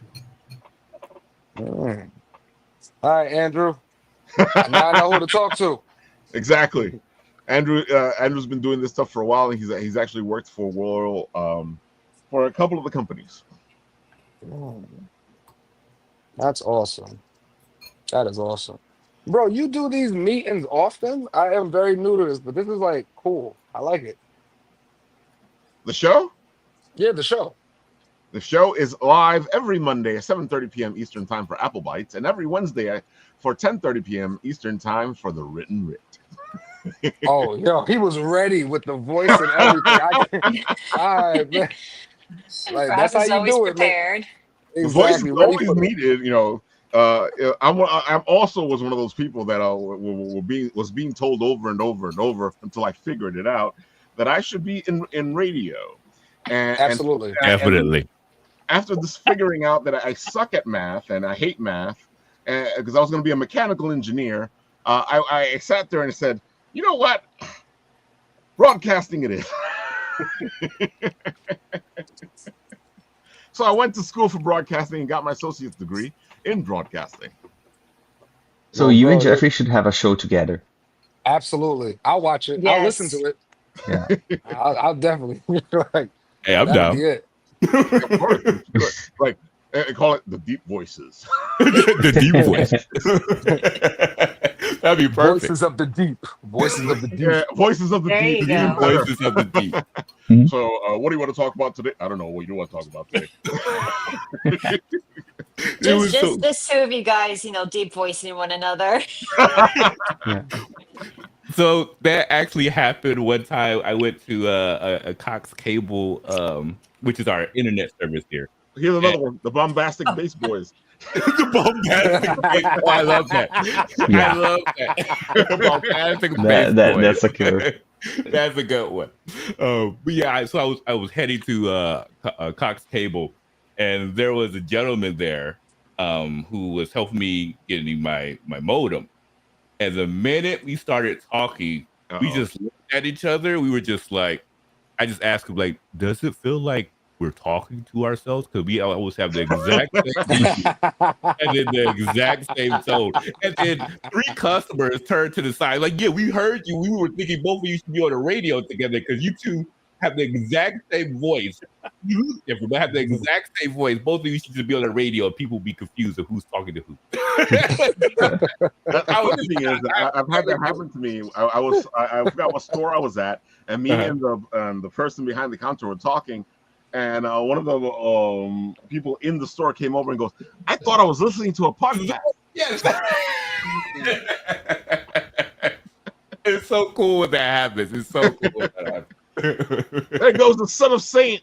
Hey, Son of Saint, if you guys are looking for someone who does amazing work, amazing covers, amazing book covers, amazing movie posters, Angel, the Son of Saint is the man to go to. He does fantastic work.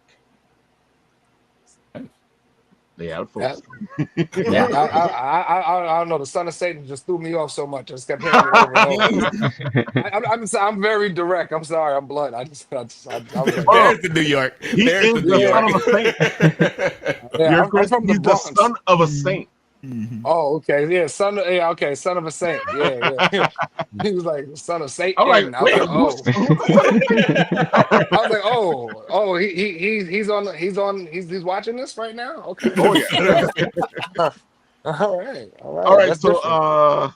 Mario, tell the people where they can find you one more time. Okay, so I think the best way is to go to Mario Cow, like my name, mariocow.com.br. And then there you have my website. You can find my social media links, my contact form, my portfolio, info about my comic books, both the stuff that I did in Brazil and the stuff that I'm doing here. I try to be active on Instagram. I'm failing miserably at that because I can't understand or enjoy the algorithm and all that stuff, And I also have a YouTube channel where I'm not posting videos. But there's a lot of videos there because, well, for the past 2 years, I've been working on 2 graphic novels, and I was working so much, and I couldn't do a lot of videos. But I mean, the channel was there, and yeah, that's it. Instagram, YouTube, my website. I'm on Blue Sky too, but I don't post that much there. I'm not on Next anymore, and I exist on Facebook, but barely. He's easy to find. I'm getting too old for this. His name is. That sounds like I was waiting for that line to come out. Like, I'm too old for this. I'm too old for this. Oh my god! All right, Mr. Snowstorm, tell them where they can find you. All the good stuff. Oh yes, so you can find me at, or of course, Instagram at Snowstorm Comics. We have our own website, www.snowstormcomics.com, where you can be able to buy our comic books. As mentioned, fortunately, our limited editions are sold out, but our standard editions are available. They're $4. They're literally cheaper than a caramel frappuccino from Starbucks. So to make sure that the comics was as accessible as possible for everyone to be able to jump in and understand. And if you like to support Snowstorm Comics, get into the deeper content we're working at, we do have a Patreon, which is at www.patreon.com/Snowstorm Comics. We just launched to get a whole bunch of great stuff on board, including exclusive Tahani Far posters that may be coming up. So yeah, follow us there. So go get the snow, man. Yes. Follow the storm. Join the squad. Join the squad. Oh man. All right, Mr. Chris, tell them where they can find you. Oh, I made myself easy. Chris at the Con on all platforms except for Twitter. I Mm. am I am on I'm sorry, X. I am on TikTok. Post a lot You there said it because they right the love first me. time. Yeah, all right, good. Yeah, because this You said it X thing right the still first goes time. Stop good, saying good, the yeah. X thing. Yeah, rest in peace, Twitter. Yeah, Yeah. I follow Twitter, so I say Twitter, and I'm going to keep saying Twitter. And if he wants to come say something to me, come say something to me, bro. Say something. Go ahead, Good. No, so Chris at the Con on all platforms. I will have a website up sometime. I'm working on that towards the end of the year, but right now, Instagram, TikTok are the easiest ways to catch me. If you catch me at a con and I'm taking pictures, I got a motto. Whatever you like, I'll keep. Whatever you don't like, I'll delete. See you there. I've seen him do it, folks. I've That's seen my him do guy. it. Immediately delete on the spot. You don't like it? I bet Yeah. it doesn't exist. There you It's a go. man with a motto. that's Yeah. good ethics right there. Exactly. Yeah. Thank you. Thank you. If you don't like it, I don't like it. It ain't going up. It doesn't exist. Yeah. Unless he thinks it's funny, then he'll keep it Yeah, for his own that's personal what you use. like Yes. the day more with the that still makes his way through. I will keep you for me. I will keep you for me. Yeah. Oh The my world God. won't see. Go ahead, Stephanie. So you can find me on Instagram at SCPhotos8. That is the only platform that I'm actively on right now. I do have a Facebook, but it's there, and I do have Blue Sky, but I haven't updated in a long time. So I need to update all of my social platforms. But Instagram is where you'll find everything. Of course, this weekend, Anime NYC, you'll find both Chris and Stephanie roaming around. Say hi to them, and maybe they'll take your picture. Catch me while I'm free. Exactly. That's definitely Yeah. what be free. That's rare. Stephanie being free is rare, folks. Especially while I'm free. And the son of Satan is like, but can you take me like when you're free? So, Call them SOS. all That right, works Mr. Paul. I saved the best for last. Tell the people the good stuff. You're the co-host. Why are you the co-host? What do you do? Give them the spiel. I am the creator, programmer, marketer. Talking about posting on social media, I haven't done it because I'm programming now. But anyway, Time Enforcers, an interactive video game, digital comic that makes learning history fun. And I came up with this idea during COVID when my son was going through high school history, and I loved history growing up as a kid. I went to the library. I found out as much as I could about the Civil War through books. After going through that course with him, I wanted to take a pencil and poke it in my eye. It was so bad. So I thought, why can't I make history learning fun, right? It shouldn't be that hard. So that's where Time Forces came up. It's really meant to be an engaging game where you're learning history, but you don't realize you're learning history because the whole point of the game is to challenge you, answer questions, and before you know it, hey, I'm starting to understand about feudal Japan and knowing what's happening at the time when the samurai and what they were doing. So that's really the whole premise behind what I'm doing here at Time Enforcers. And we have our first episode. It's been out on the app stores now since April. It's doing pretty well. Gotten some great reviews from people that have downloaded and played it. Getting really great feedback from educators as well. It's $2. It's worth the cup of coffee. You can get it for your Android, your iOS tablet or phone, as well as for your PC or Mac. And so it's been a wild ride. I started this out not knowing programming and learned the programming to do it. And so it's been a challenge that way, but it's going a lot quicker now with episode 2. And I have to say it's a phenomenal experience. I can't work enough on this and not sleep enough just to get it done because I just love doing it. It's just a passion now, and I just want to make it grow as much as I can, as quick as I can. That's awesome. Yeah, thanks. That's fire. That's Thanks, fire, bro. guys. Yeah, it's there's a lot behind this. It's just not a video game. I worked with my wife. She works with kids with disabilities at Fairleigh Dickinson University in the regional center. So she's helping those kids like you guys were speaking about earlier. It's like teachers saying no, you can't, and she works with kids and says yes, you can. And so, she's helped me design this game in terms of UDL, which is Universal Design for Learning. It's really meant to engage learners of all abilities to play this game and actually understand what's happening. And my inspiration for this, like referring back to Will Eisner, is a graphic novel and comic books. I mean, I read comic books as a kid. I saw the word and thought balloons and could follow along the story really easily. And so I developed Time Enforcers using that same premise. And the cutscenes that happen have characters that have word and thought balloons, so you can actually see and hear and actually see the characters' mouse moving, so you know what they're saying, and you can engage with the story without having to read every line. And I think it's pretty important because, when I look at closed captioning, which is great, but I find myself reading the closed captioning and not really following what's happening on the screen. And I think with the comic book style, where you have word and thought balloons, you can actually see and read at the same time and see the actions happening. And so that was important to me, in making sure that, kids of all ages really can play this. If they're too young, I look at this as a storybook that parents can sit down with their kids and read to them as they go. And it's been designed as a storybook. It has a table of contents, so you can progress through the game. And as you progress, each chapter becomes active. If you leave the game, come back, you can start where you left off. So it's like reading a book. And it's, like I said, it's taken a lot of thought, a lot of effort to get this together, but it's moving along. And with episode 2, episode 1 features feudal Japan and a samurai warrior Kaizen. And if people don't know what Kaizen means in Japanese, it means continuous improvement. So all the stylings that I have for the characters in the game have meaning. The director of the Galactic Space Time Consortium is H.G. Wells. A lot of people know who H.G. Wells is, right?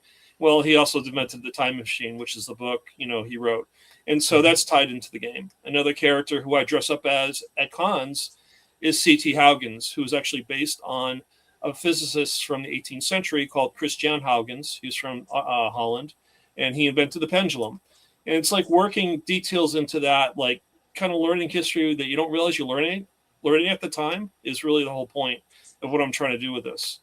And episode 2 is coming. It's going to be great. It's going to feature Amelia Earhart, and everyone knows that she flies this iconic Vega 5B across the Atlantic. It's the first woman to do that. Well, we've restyled it. We've called it now the Vega 6-3D because she has to travel from Kansas to the transdimensional realm. And you're not going to have that in the 5B. So the 3D 6-3D has some really cool, accoutrements to it where you can actually, fire at enemies and all that kind of good stuff. So episode 2 is a Galaga style experience where, if you remember Galaga from, the 80s and 90s, you blow up aliens in a spaceship, you'll be blowing up aliens with her plane. So it's kind of a lot of fun that way. We're also introducing 2 new characters along with Amelia. The other character is Togo. He is the Alaskan sled dog that ran the Serum Run in 1925 for the kids that had diphtheria in Nome, Alaska. So he was the character that won our contest last summer, and so he's going to be featured. He's going to have a little headset so he can talk to people so he's not barking all the time. And then the other character, well, I'm waiting for Ralph to show, he usually presents them on screen, is going to be Detective Nico Time. He was inspired by the characters of the 30s and 40s from the film noir area from film, like Sam Spade, Philip Marlowe, Johnny Dollar. So he's going to be really cool. And what's even better is I'm still waiting at the bit for this guy to do this. Ralph is going to be voice acting Nico Time for episode 2. So I gave That's bringing that cool. voice to life. Nice. At the wrong Yeah. time because this is our busy season. Oh, so stop it. I don't want to hear about busy season BS. Yeah, anything into Anime NYC, we are so busy. Oh my god. Oh, All right, so I start talking to you next week then, right? After Nat does definitely. the whole intro and everything. This, I'm gonna be biting at the bit, trying to finish things. That's awesome. Wait, is this the game, bro? Real quick. That's the game, bro. That's right there in the App Store. You got it. $2. You can download it. It's a lot of fun. So I really enjoyed doing it. Like I said, I learned the programming to get it done. That was a big hurdle. It's something I said, if I'm going to do this, I want to make sure I can do it right and do it the way I want. And that's what I did. And I didn't have to pay someone to do it, which, there's a payoff. You either pay someone to do it and do that, or do it yourself and take a lot longer to get it done. That's what I did. I'm with you on that one. That's why Paul got himself this whole thing now, where he can actually get some help to get it up there. Yeah, it's pretty exciting. We are now a fiscal sponsor with Fractured Atlas, and this is a really cool program. Fractured Atlas is a nonprofit organization that helps people in the art community. They started off in Broadway, but they're also helping visual artists raise funds for their projects. And so I pitched Time Enforcers to Fractured Atlas based on an education platform. And ultimately, that's where we want to go with this, is develop a curriculum for schools to use Time Enforcers to teach kids the social sciences and history. And so we're on that platform now. We have to raise $1,000 through donations through Fractured Atlas in order to get to a point where we can use Fractured Atlas to position ourselves to apply for a grant, like through the National Endowment for the Humanities, which would be awesome. Because if I can get to that point, we'll be able to start, hiring talent, either creators for art or programmers, so they can start pumping out more content, which would be great. So if you can go to Fractured Atlas, you can make a donation. We have different tier levels, kind of like Kickstarter, where you can make a monetary donation where it's fully tax deductible, or you can have a level where you can get a gift if you make a donation. We have different levels of gifts that are offered. And so I think what's cool about this, it's kind of like Kickstarter, but it's a little bit better because you actually can take the money that you donate to us as a contribution, and you can deduct it from your taxes from next year. So again, that's pretty exciting. And I'm really hoping this takes off. I get the $1,000 raised so that I can actually pursue grants through the NEH, which would be totally awesome. So, and of course, at Anime NYC this Sunday, you want to find the professor, and you might get some stuff from him. Oh, I get stuff in my pockets, guys. So don't worry about it. Wait, you said the professor? Wait, you was the one dressed as the professor? Yep. Hey man, you didn't even know. Yeah. You did not know. I said I met you at Bronx Anime. You didn't know who I was. Yeah, Right? I really didn't. I just nod my head, bro. That's how I get. I gotta say, you're not the only one, because I've met a lot of cosplayers out of costume, and I'll be like, oh. Yo, you were really handing out cards, like you were really in. I love that. Kids, man, it's great. I mean, it's so funny. We did Garden State Comic Fest last summer, right? Last June, July, whatever. Yeah. And this is like the second time we did it. And so I was at the booth with my wife, and she was dressed as Amelia Earhart. I was dressed as the professor. And this family comes up to us, and this girl, she had to be 12 years old, 13.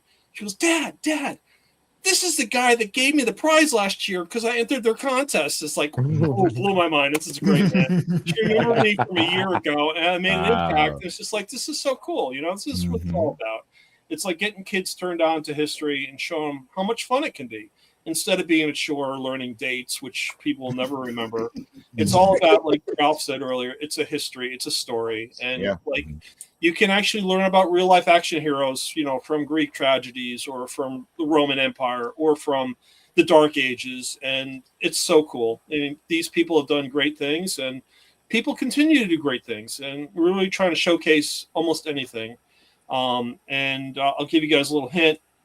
Working on episode 3 in terms of content. In episode 2, Amelia, Nick, and Toga are going to be flying from Kansas into the transdimensional realm. As they're flying into the transdimensional realm, they're going to see this huge creature flying out of the transdimensional realm towards Kansas or whatever. We're going to be featuring a kaiju come in to the play in episode 3, and we're going to be featuring an African-American. His name is Benjamin Banneker. He invented the first wooden clock during the American Revolution. He also surveyed Washington, D.C. So while Benjamin is surveying Washington, this kaiju is going to drop down out of the sky. It's fun, right? Man? This is a comic book. You just make crap up and you do it, right? So, the kaiju's coming in, and we got to call in Ben Franklin. He's a former Time Enforcer in retirement, to come and help out Benjamin. We're going to have a Native American in there, and we're going to throw a whole bunch of crap at people and just have them learn as much as they can and have fun while they do it. So it's going to be a lot of fun. So I was Have you got in contact with like librarians? Because I know a lot of librarians in San Diego that likes to do a collaboration of bringing in comic book content and exposing it to like kids. But like something like this, I feel like would be right up their alley. I was Yeah. wondering, have you tried reaching out to librarians and getting into like the like New York libraries or California libraries or something like that? That's a great idea, Jeffrey. That's something I've talked about my wife with. It's just a matter of time. I just want to get to that level of engagement, doing the stuff because I love doing the cons. They're so much fun. It's great meeting the people. We do this thing, and I've been negligent, and I'm really sorry to all the artists that I've commissioned to get this artwork done. But we have this thing on Instagram. You'll see it. It's like, how would you draw a Time Enforcer's character? And I have about 15 or 20 illustrations and paintings stacked now that I got to get on board. But I'm trying to feature other artists' work, through Time Enforcers. And so I asked them, how would you draw a Time Enforcer's character? And they do it in their style. And it's been phenomenal with the work that's coming through with that. So it's just like, I want to try and spread out the love and really make it so that, I'm engaging not only myself to push out this thing about history, but really get a highlight to, the creative industry, because I'm passionate about it. I love working with creatives. I love interacting with them. I'm totally blown away by the quality of artwork that I see, whatever they produce stuff. And I just want to try and get their word out as well. But yeah, I just, trying to get integrated into like education is a big deal. And that's why I'm going to be doing EdTech Week in October. We're going to be doing that event. We'll be attending there. I'm trying to position it for a Shark Take opportunity where you can present in front of 2,500 people your idea. Hopefully I get picked for that. If I don't, it's no big deal. And then we're doing the NJEA conference for New Jersey. It's a teachers conference in November. So I'm right on track with you, Jeff. I mean, I got to get this in front of educators, and libraries is a great track to do that as well. So very cool. That's right, folks. That's where you need to find them on Sunday. Say hi, and the professor will give you some stuff. Yeah, he's throwing in a new lab coat. Professor's got a new lab coat. It's got his name on it and everything. See, he's always working on his stuff. The professor is a great guy. Yeah.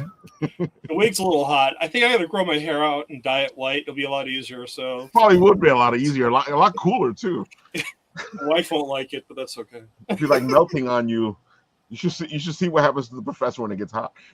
Oh, mustache, eyebrows. It's really sad. Oh my God, folks! I knew this show was going to be a long one, but you guys are stuck around. Boy, have you guys stuck around. The numbers on the show are some of our big ones. So, so folks, find us Anime NYC. I'm going to be there Thursday, Friday, Saturday, Sunday. So is Stephanie. I think Chris, you're going to be there. What, Friday and Saturday? All 4 days. I'm there. All 4 days. Look at that. Professor, right, I'm going to be on the hunt. Sunday. I'm going to be looking for Stephanie. I'll be looking for Chris. So I'll find there you go. You're there. Let's go. So, folks, go Anime NYC. Have fun. It's a great convention. And if you see us, say hi, and I'll put you in the trailer. All right, with that, folks, I will end this show like it usually goes. I press the button, and where it stops,